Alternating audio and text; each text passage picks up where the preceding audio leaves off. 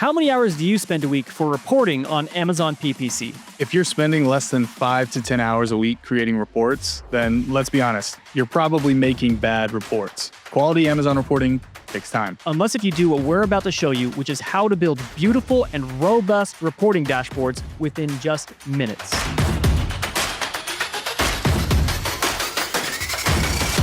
All right, guys, welcome back to another episode of That Amazon Ads podcast, where before we begin, we got to tell you a couple things. Number one, Andrew is going to be having his second baby girl next week. So congratulations, Andrew. Thanks a lot, Steven. I appreciate it. Looking forward to it. Yeah, very exciting stuff. And also, by the time this episode comes out, it's going to be like Christmas time. So we're just a couple weeks away from that. So point being, we're not going to record any more episodes for us this year. So we'll see you guys next time in January. But until then, we will be releasing some masterclass lessons that are going to be going onto our YouTube channel. So make sure you subscribe if you want those masterclass lessons. Our whole masterclass is 3 components. There's a beginner, intermediate, and advanced modules. In total, it's about like 25 hours of content. So we're going to be releasing the beginner and intermediate. We're not going to be putting the advanced up just yet. Maybe we will in the future, but for the time being, the advanced is exclusively available on our masterclass website and link in the description below. Announcements are out of the way. Andrew, let's dive into reporting dashboards. So when it comes to reporting for clients, a lot of people get this wrong. So how would you say, if we could break this down to like the main components that are really necessary for good reporting, how would you describe those? Yeah, reporting is going to be super critical to any Amazon brand, any Amazon agency, and there are certain components to a good, high-quality report.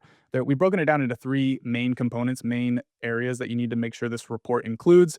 They are, 1, you need to have a high-level performance overview. You need to have multiple date ranges, looking at year-to-date, month-to-date, all of that type of stuff, give multiple views of performance over time.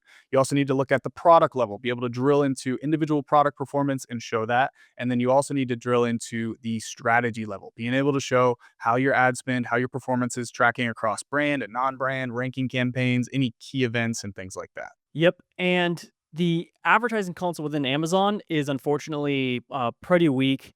And you're not going to be able to use the advertising console or Seller Central for reporting to clients or even for building your own internal business reports because it's too many clicking around, too many tabs, takes too long to filter to different views. There's limitations everywhere in terms of how much data you can see.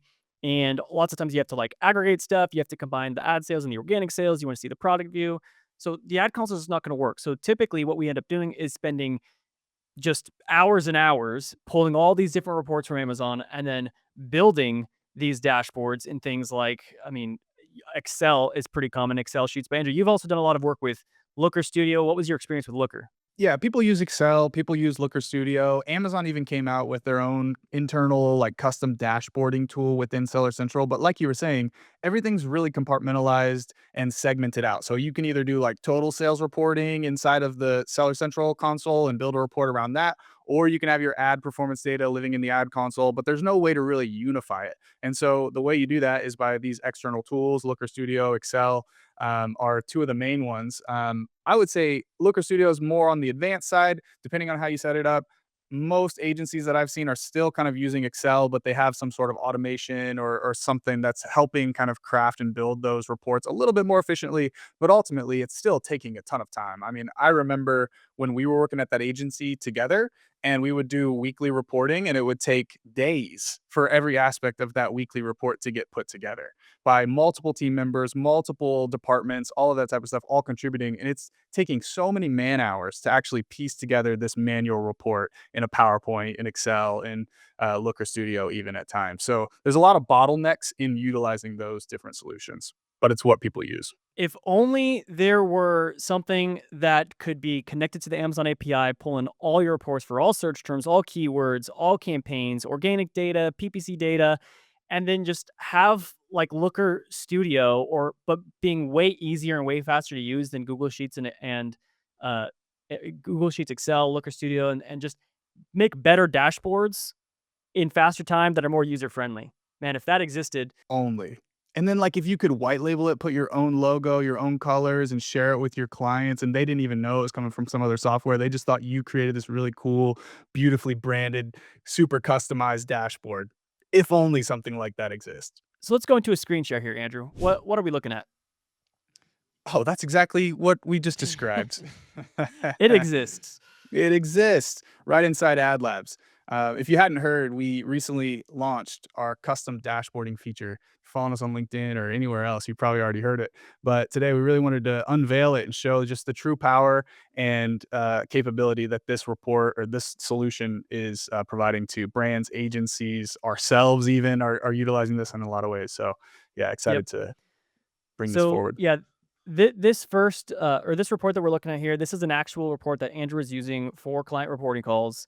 We've taken out a lot of the brand names and stuff, and so it's anonymized. But Andrew, we're going to walk through here. So we got three components that we were saying are essential for client reporting: the high level overview, the product level overview, which even that product level stuff can get broken into subcomponents. So reviewing your hero ASINs, lots of times like there's some brands where it's like one product is doing 80% of the sales. You're gonna need a whole separate reporting just on that one product. But then they Mhm. also like they launch a bunch of new products. They want to see those products, or maybe they have a huge catalog and they want to break things out into different categories. So you're gonna have to do all that. And then also the third level is the strategy level, which is brand, non-brand, ranking campaigns, any key events or initiatives, like Andrew was saying. So, Andrew, why don't you just walk us through this dashboard and where we can find those components?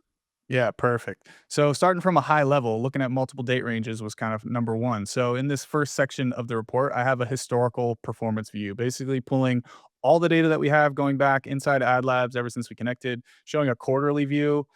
This is showing a monthly view of some of our key metrics. So you've got total sales, ad spend, tacos, ACoS, just over time. So we can see that kind of aggregated on a broader scale, break it down a little bit further into a monthly level.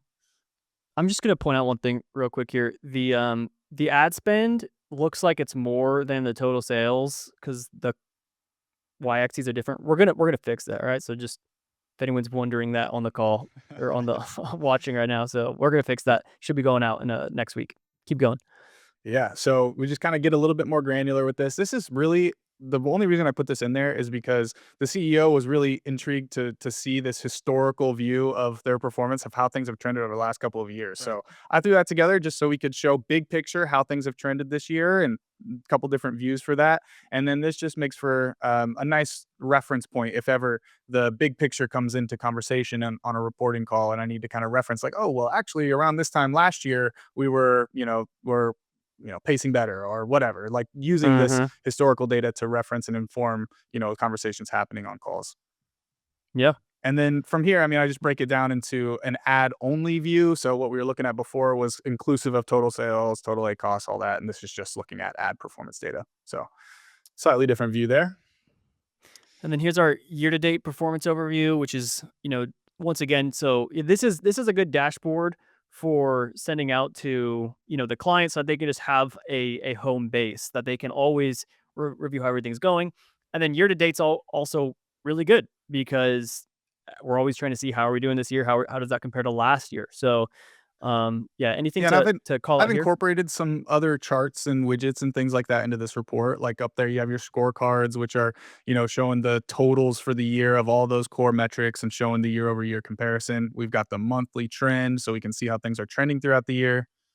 Any questions Yeah, on that? and well, I think I forgot to mention just how this dashboard works. So Mm. everything is a drag and drop widget style system. So you can like rearrange these widgets however you want. So you can put this over here and put this over here, or like I'll just put it back to the way it was. And then for each of these scorecards, we have our, over here, you just grab a widget, and then we just have all these widgets that you could throw in here. So like everything that you're seeing here is one of these widgets. So there's like, pie charts, bar charts, trend charts, tables, all this type of stuff. And then once you actually like drop a widget in here, then you're going to be able to configure this and say what metric do I want to actually be looking at. And then you can also filter stuff down. So those filters become really powerful too, because you're going to see like on Andrew's Black Friday, Cyber Monday, this tab is actually pre-filtered for just this period and filtered down for only is it filtered for only the products that were on deal? No, this is just looking at the total business. They actually don't run any deals, so we didn't have to do any sort of segmentation around that. Gotcha. But yeah, you could. So you can filter down like when we start getting into these different tabs that you'll start seeing here with like the whey protein. These are all these widgets are filtered down to just that protein product. But Exactly. hypothetically, actually, I'm going to be duplicating this year to date ad performance overview. So this is essentially just showing all of the advertising, right? And broken up by different categories and things like that. But let's just say the client's now wanting an ad hoc report and saying, like, hey, I just want to know how the whey protein has been doing year to date. Well, you can just duplicate an entire page essentially, which is, think of this as yeah, essentially just a template at this point.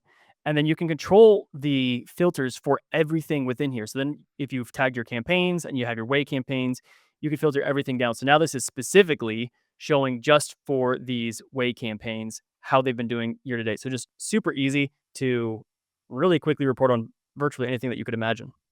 Yeah, those tab level filters are awesome for just drilling in, taking a report that's super insightful on a total level, and then just like drilling it down to an individual product, and you get the same level of detail and insights.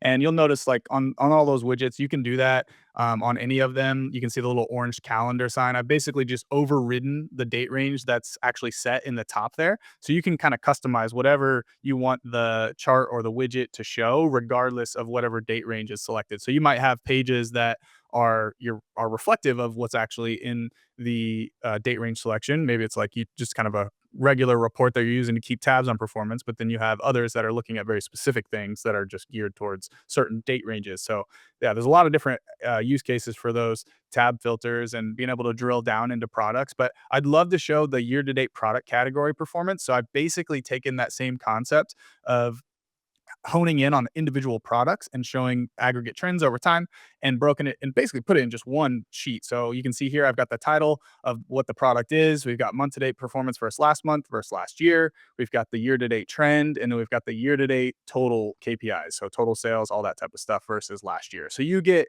multiple different date range views at an individual product level shown in a very cohesive way in one view. And then from there, I just broke it down, duplicated all that stuff, and just changed the filters to the individual tag or product that I want it to represent. Yeah. And even just having this like product notes section is really cool because you can just, make some notes like optimizing to make more money. Yeah, like for this account, they basically push spend really hard in the first half, cut spend in the second half. So you see total ACoS getting pulled down in the second half, things like that. So yeah, perhaps there's a little bit of reminding going on in those product notes, like, hey, this is what our strategy is around this product, or these are some of the key initiatives that we have around this product and what we're optimizing for. So I like having those little notes in there too, just for a talk track on Yep. my client reporting calls. I kind of know, like, okay, whenever I get here, this is what we were going to cover and all that type of stuff, extracting Yeah. the insights to actually deliver. And I'm actually just gonna like point out one thing here too, because I bet some people are saying like filter test. That like when I filtered this down, like the ad spend and stuff like didn't actually change here. The reason for that is actually because you have to keep in mind with Amazon, there's different t- levels of reporting that we call entities, right? So there's like Mhm. the profile level, which the profile level is like your advertising account. You can't filter your advertising account itself for a product, right? You filter if you're filtering for accounts, you filter by the account name, not the individual campaigns. So in this case, like if you are doing individual product reporting, then you would want all the entities within that table to be either at the product level, is going to be pretty clean, or at the campaign level is probably preferable because if you're doing single product campaigns, then you can at least filter down just all the campaigns for that product. But then you can further segment into different campaign tactics, so brand versus non-brand, and those types of things. So yeah, something that I love doing, Andrew, and I think you do as well, is pie charts are phenomenal for getting an understanding of where your brand, non-brand, like spend is going, or like virtually anything. So like tagging stuff is probably the most important feature that you can do in any of your reporting. So Andrew, what are the different things that you're generally tagging so that we can you can then like aggregate all that stuff Yeah, and I'm report on tagging it? on a ton of different levels. I mean, on the product level, it's normal stuff, category, actual product. If there's any unique classifications, sizing, things like that for the product level. At the campaign level, I'm tagging non-brand, brand, tactic, single keyword campaigns, like making sure I have those things. And if you switch to the month to date ad performance tab here and you scroll down, I have a tactic performance section where I Yeah, I show the, ad types, but then I also this is have sick. No. non-brand spend over time. You can see that compared to Mm-hmm. competitor, auto, brand, all that type of stuff. So, can really inform, as you're trying to push more on non-brand or you're cutting brand, like this brand doesn't even spend on brand anymore. So Boom. you can see where Brand they went to cut it. zero. Yeah. Yep. Yeah. So just really, really helpful stuff. So what's required to do this? Just so you guys know, like you need to either tag your campaigns in these ways, and then you would be like grouping by campaign and those going by your tags, or you can tag your keywords, or you can tag your search terms. You just have to be mindful of whatever you're tagging and filtering an entity. So like for example, if you tag all of your search terms as brand versus non-brand, okay, well then you can't use a campaign level reporting on the search terms, but you can do it the other way around. So if you tag all your campaigns, when you go deeper and deeper and deeper, you can then look at individual search terms and you can filter for certain campaign tags. You can't go the other way around. If you're tagging your search terms, you can't filter for search terms when looking at a campaign level. So hopefully that kind of makes sense. You have to think of just like the natural data structure of like Amazon PPC and how it works. And you can go deeper and deeper and deeper, and you can always filter from a higher level. But when you're operating a higher level, you can't filter from components that are at a deeper level. So hopefully that makes sense. Just to illustrate that, because it could have confused some people, go to the SKW tracking, so single keyword tracking, and go down to the where you can see the search terms. If you click on the configuration settings of that one, you can see that I have a couple different filters set. So you can click on the filters. You'll see that I have a campaign tag set up that I wanted to Hmm. filter for like just my energy campaigns where the search term is tagged as single keyword or SKW. Hmm. And that's set at the search term entity level because I wanted to see actual search terms for those campaigns. Yep. Just And then wanted to something else illustrate that's that. also, yeah, really good too is like we're also grouping by search terms. So this is like aggregating these search terms across, all of your campaigns as opposed to showing them like all on their own individual rows. So you could do that too. Like you could just download a search term report, but lots of times you're going to have the same exact search term appearing multiple times in multiple campaigns for multiple products. So being able to group that data, so aggregate your search terms, aggregate your keywords, and everything like that is going to be really really helpful. But this is a cool chart seeing all these trends. So yeah, so these are some keyword campaigns. So yeah, you see this bend picking up here, and yeah. Anything else to say on this, Andrew? No, I think that's it. Yeah, so this whole report is really just to give you guys a bunch of ideas so you can kind of see how Andrew and I do reporting. But like we were saying, you usually want to separate between like your different product classifications, your categories, your hero ASINs, your new product launches. Within your campaigns, your keywords, you want to be breaking things out by different tactics, your brand, non-brand competitors, and I mean, this is really endless for all of the options that you could do. So, I mean, you could just do a search term that's like high ACoS keywords and just filter for all the high ACoS keywords, and you can repurpose these reports for ways to audit your accounts that we also do, and lots of our agency partners are doing as well. And you can also we have a bunch of pre-built templates, so we have our audit episode that a lot of you guys loved. We built an audit template, so you can just like you connect a new client that you're auditing, and you just use that template. It's gonna automatically pre-build a beautiful report for you, so you can go and close that client. And one thing I really want to emphasize too and show that we haven't yet is just the white label sharing. Like how you can take this report and then just send it via a link to your client every week, every month, whenever you're meeting with them. It's such a good follow up. Like after you have the meeting with them and you use this to kind of show all the data, then you can kind of link them like, hey, here's everything we went over. Here's the notes, sending that. But let's just show what that looks like, Stephen, because it does live as its own web page to where the client can come to it anytime, change date ranges. It basically is there to answer client questions before they ask them. So they have this resource to go and reference to answer their own questions, and hopefully it saves you some time as well. Yeah.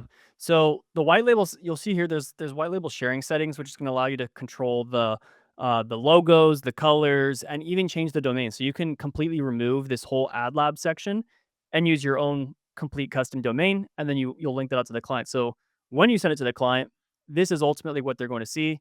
They get this link, and then they're going to have this beautiful, fanciful dashboard.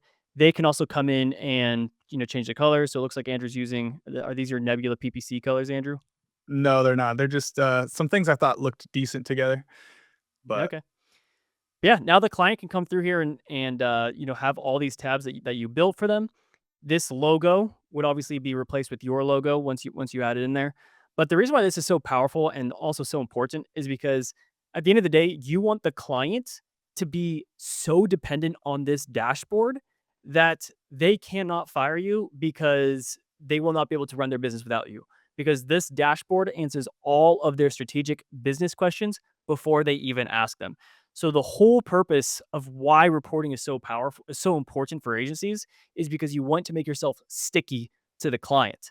A lot of clients leave because they just don't have good reporting, or maybe like it's, maybe the reporting's okay, but it's not answering their questions. And so they put the blame on you. If things aren't working, your reporting is not answering that question of why things aren't working. And that's creating the problem. So in this case, now the client can come through here and, basically they don't need Amazon anymore. Like they do not need to go into the ad console. They don't need to go into Seller Central. They have all the information that they need right here. And that's because you've given that to them. So if they lose you, they lose this dashboard and they're basically they can't fire you. You become unfireable at that point. And that's the exact language a client used with me just the other day about these dashboards. Said, I don't even go into Amazon anymore. This is way better than even going into Amazon, way more detail. I don't even log in anymore. I just look at this. So that's what you want. That's what you're trying to create. You want that stickiness. You want that adherence to you as an agency, as a service provider. And this definitely helps create that. And it's so incredible too because, for example, Black Friday, Cyber Monday just ended. Normally, it's gonna take you like a week or 2 weeks to put the reports together, but with AdLabs, you literally just like, create a new template and just change the date range on it, and then just throw a few filters on, and you're like done. Like within I threw 30 that report seconds, you together in 10 minutes, like just Yep, copying some other tables and charts from other pages and changing the date range was all it was. So, yep. I So mean, it's here's not the the most comparison robust period. report ever or anything like that, but all I really needed was just kind of the numbers. Like I just needed to see how things performed year over year on that for that 4-day period. But yeah, it's very simple and you can throw together ad hoc reports in just a few minutes to answer any questions your clients have. So absolute game changer, and we're thinking about doing a competition of who can build the best dashboard. So if you guys think that's a good idea, leave a comment saying like dashboard competition or something, and we'll try to figure something out to set up, giving away perhaps a big cash prize or something for the winner. But thank you guys for listening to that Amazon Ads podcast for yet another week, and we'll see you guys in 2026. See you next year.